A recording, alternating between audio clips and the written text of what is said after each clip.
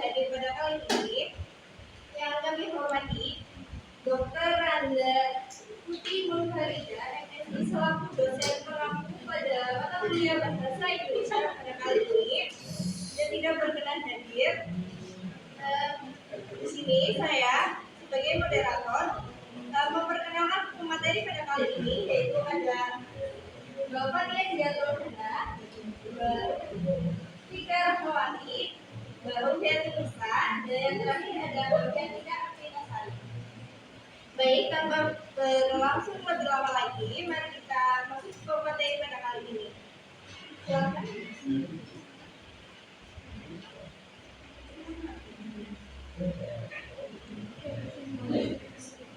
Ya, pada hari ini kita akan membahas mengenai paragraf. Paragraf sendiri itu apa sih? Ada yang tahu, teman? Harusnya di SD udah diajarkan ya. Tapi kita ulang lagi. Jadi paragraf adalah kumpulan dari beberapa kalimat yang saling berhubungan dan membahas satu gagasan pokok atau gagasan utama atau ide utama secara padu, utuh serta mengandung kalimat utama dan beberapa kalimat penjelas yang berfungsi untuk menjelaskan gagasan utama atau gagasan pokok atau ide utama tersebut. Jadi paragraf itu ya intinya sebuah kalimat untuk menjelaskan satu ide pokok, kumpulan beberapa kalimat untuk menjelaskan satu ide pokok. Menurut Tarigan tahun 2008, paragraf adalah seperaman kalimat yang berkaitan erat dan membentuk satu kesatuan pikiran. Sedangkan menurut Kraft 2004, paragraf merupakan bagian karangan yang mengandung satu ide pokok yang dikembangkan. Jadi paragraf itu kita punya ide pokok nih, misal ide pokoknya bencana alam akhir ini, yang akhir-akhir ini terjadi. Dan nanti kalimat-kalimat di bawahnya itu adalah sebagai penjelasan dari ide pokok yang kita sebutkan. Lalu ada ciri-ciri paragraf yang baik. Yang pertama tentu saja memiliki ide pokok atau gagasan utama. Jadi tidak bisa disebut sebuah paragraf apabila tidak memiliki ide pokok atau gagasan utama. Yang kedua ada antar kalimat saling berhubungan atau berkaitan. Lah, kalau jadi satu paragraf, otomatis kalimat-kalimatnya itu nyambung sama ide utamanya, sama gagasan pokok utamanya. Terus disusun secara runut dan logis. Nah, kalau kita mau membuat paragraf, itu harus urut ya, Mas Mbak. Karena kalau tidak urut nanti yang membaca itu tidak mengerti apa yang kita terangkan. Lalu yang keempat ada menggunakan bahasa yang efektif, padu dan jelas. Jadi dalam membuat paragraf juga harus memperhatikan gaya bahasanya, terus tata bahasa Indonesianya, supaya dapat mudah dimengerti oleh orang-orang yang membacanya. Yang terakhir ada terdiri atas kalimat utama dan kalimat penjelas. Kalimat utama ini biasanya terletak di awal. Lalu kalimat penjelas itu ada di bawah. Tapi nanti akan dijelaskan ada beberapa jenis paragraf yang kalimat utamanya itu ada yang di tengah, ada yang di akhir, terus juga ada yang di bawah. Lalu ada unsur-unsur paragraf. Yang pertama itu adalah gagasan berkesinambungan. Jika tidak, itu belum disebut paragraf. Lalu ada kesatuan atau unity.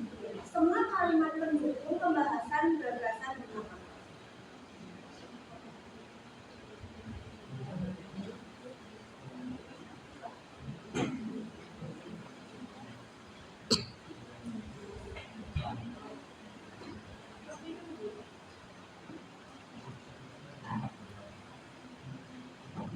Selanjutnya ada letak kalimat utama.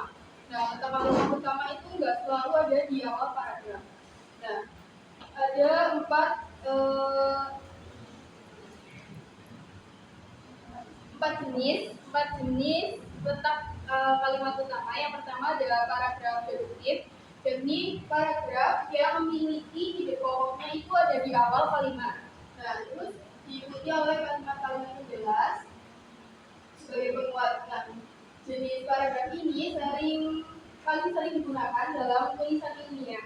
Terus yang kedua ada paragraf induktif, yakni ide pokoknya ada di akhir kalimat.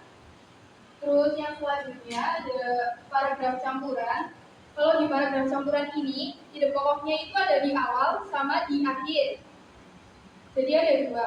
Terus yang selanjutnya ada paragraf deskriptif atau naratif, yakni paragraf yang menggambarkan objek, orang, tempat, atau suasana secara rinci, sehingga pembaca seolah-olah dapat melihat atau merasakan yang dijelaskan. Sedangkan naratif merupakan paragraf yang menceritakan peristiwa atau kejadian secara runtut. Kalau deskriptif itu kayak paragraf yang mendeskripsikan, terus kalau naratif itu yang menceritakan peristiwa. Terus selanjutnya ada jenis-jenis paragraf berdasarkan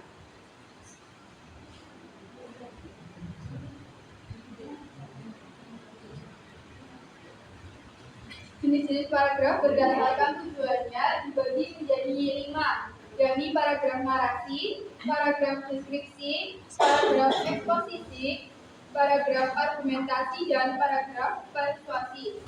Kalau narasi ini biasanya bertujuan untuk menceritakan suatu peristiwa. Kalau deskripsi itu menggambarkan objek secara rinci atau mendeskripsikan sesuatu. Kalau paragraf eksposisi biasanya berisi informasi. Terus kalau paragraf argumentasi itu biasanya menyampaikan pendapat atau argumen disertai dengan alasan-alasannya. Yang terakhir ada paragraf persuasi yang bertujuan untuk memengaruhi pembaca, misalkan ajakan atau larangan.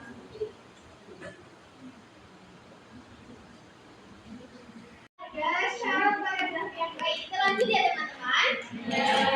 Mau syarat paragraf yang baik itu harus memenuhi 4 syarat. Yang pertama itu ada kesatuan atau unity. Kesatuan atau unity itu semua kalimat dalam paragraf itu harus membahas satu gagasan utama dan tidak menyimpang dari topik.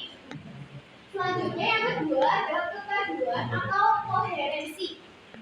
Artinya itu antar kalimat harus saling berhubungan secara logis sehingga sebuah paragraf itu mudah dipahami. Selanjutnya yang ketiga ada kelengkapan atau completeness. Itu artinya paragraf itu harus memiliki kalimat utama dan juga kalimat penjelas yang cukup untuk mendukung gagasan utama. Selanjutnya yang keempat ada keterpaduan struktur. Susunan paragraf itu harus teratur dan juga sistematis agar kalimat utama itu bisa jelas. Selanjutnya itu ada kesalahan hukum dalam penulisan paragraf. Yang pertama, lebih dari satu gagasan utama. Paragraf itu menjadi tidak fokus karena membahas beberapa ide sekaligus. Yang kedua, kalimat tidak saling berkaitan. Kalimat berdiri sendiri sehingga paragraf itu terasa tidak padu. Yang ketiga, penggunaan kata hubung yang tidak tepat. Kata hubung yang salah dapat membuat hubungan akar kalimat itu jadi tidak jelas. Yang keempat, paragraf terlalu panjang dan terlalu pendek. Paragraf yang terlalu panjang itu juga membuat pembaca itu menjadi mudah lelah. Sedangkan kalau misalkan terlalu pendek itu gagasan menjadi kurang jelas. Selanjutnya, peran paragraf dalam karya ilmiah. Dalam karya ilmiah, paragraf itu berfungsi untuk mengorganisasi ide secara logis. Paragraf itu membantu menyusun gagasan agar utuh dan juga sistematis. Yang kedua, menjaga kejelasan argumentasi. Setiap paragraf itu memperjelas satu pokok argumen sehingga dapat dipahami. Yang ketiga, memperkuat sistematika ilmiah itu jadi lebih rapi, terstruktur, dan sesuai dengan kaidah akademik.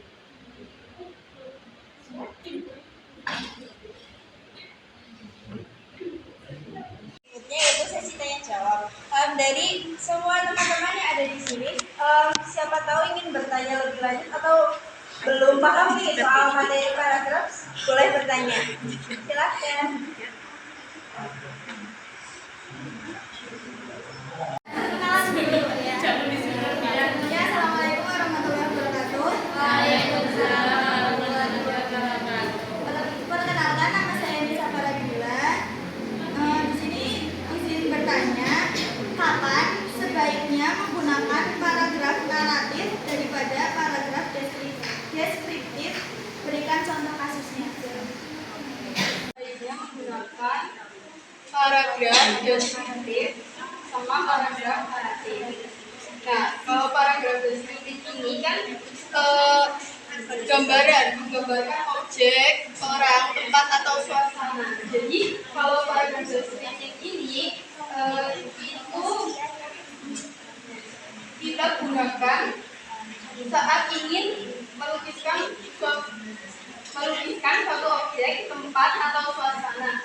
Misalnya wajahnya yang cantik atau rupawan, yang putih, berarti kan itu mendeskripsikan wajah seseorang, bisa jadi ya secara